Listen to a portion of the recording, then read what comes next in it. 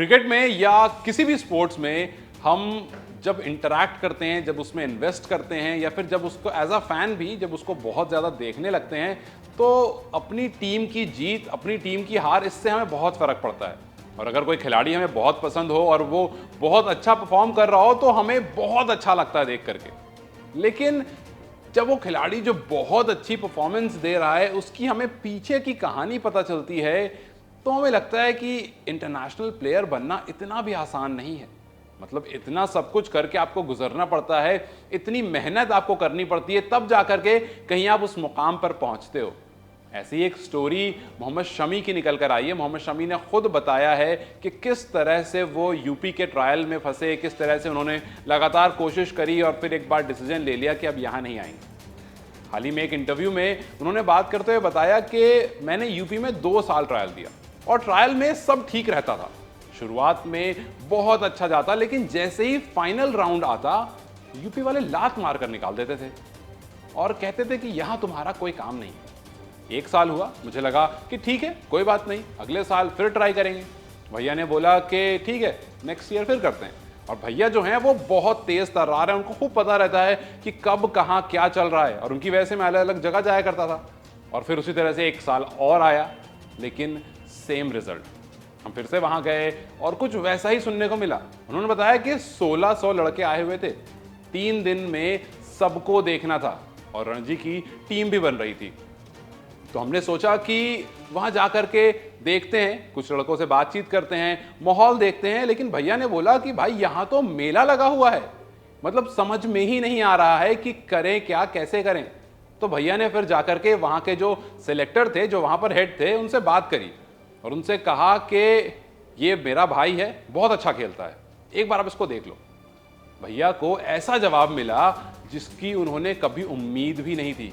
वहां भैया से बोला गया कि अगर तुम मेरी कुर्सी हिला सकते हो तो लड़का सेलेक्ट हो जाएगा, बहुत अच्छा है, वरना सॉरी। तो भैया ने एक ही जवाब दिया। भैया ने बोला हिलाने की बात तो छोड़ो, कुर्सी उल्टा कर भी फेंक सकता हूं मैं, इतनी पावर है मेरे पास। लेकिन मैं यहां पावर के लिए नहीं आया हूं, ना मैं यहां पावर से आया हूं। तो मैं बस इतना कहूंगा कि अगर इसमें दम है तो ले लेना। तो वो बोले कि यहां दम वालों का कोई काम नहीं है। भैया ने वहीं पर फॉर्म फाड़कर फेंक दिया और बोला कि आज के बाद कभी भी यूपी लौट कर नहीं आऊंगा। फिर उसके बाद वहां से उन्होंने मेहनत करी, कोशिश करी, त्रिपुरा का ट्रायल दिया, वहां भी नहीं हो पाया। फिर उसके बाद फाइनली वो बंगाल में जाकर के क्लब क्रिकेट खेलने लगे। और फिर बताई शमी ने बंगाल की कहानी। उन्होंने कहा कि मैं वहां एक क्लब में खेल रहा था जहां 9 मैच में मैंने 45 विकेट ले डाले और उसके बाद मैनेजर ने मुझे 25,000 रुपए दिए और एक ट्रेन का टिकट दिया। मुझे पता नहीं था इतने सारे पैसे का मैं करूंगा क्या।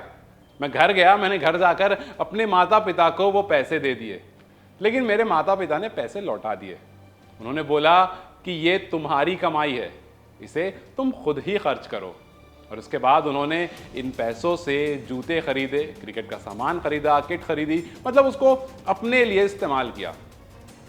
अब जब आप सुनते हो कि एक खिलाड़ी इतनी मेहनत करता है, स्टेट चेंज कर लेता है और उसके भाई को, उसके घर वालों को पता होता है कि कितनी मेहनत ये लड़का करता है और कितना होनहार ये लड़का है, उसके बाद जाकर के जब घर वाले सपोर्ट करते हैं तो आपकी जो हिम्मत है ना वो बनी रहती है। तो शमी की भी हिम्मत बनी हुई थी क्योंकि उनके भाई उनके साथ थे, उनके पिता उनके साथ थे और लगातार उन पर मेहनत हो रही थी।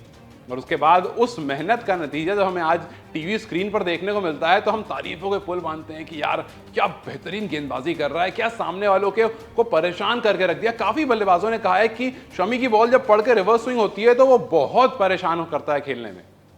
लेकिन इसके पीछे इतना आसान मामला नहीं होता, बहुत मेहनत लगती है। और ये मेहनत की कहानी जब आई तो हमने सोचा क्यों ना आपसे ये मेहनत की कहानी शेयर करें, किस तरह से स्ट्रगल से शमी गुजरे। और ये तो बहुत छोटी सी कहानी है, मतलब अगर आप जब पन्ना पलटेंगे शमी की कहानी का तो आपको ऐसी बहुत सारी कहानियां मिल जाएंगी।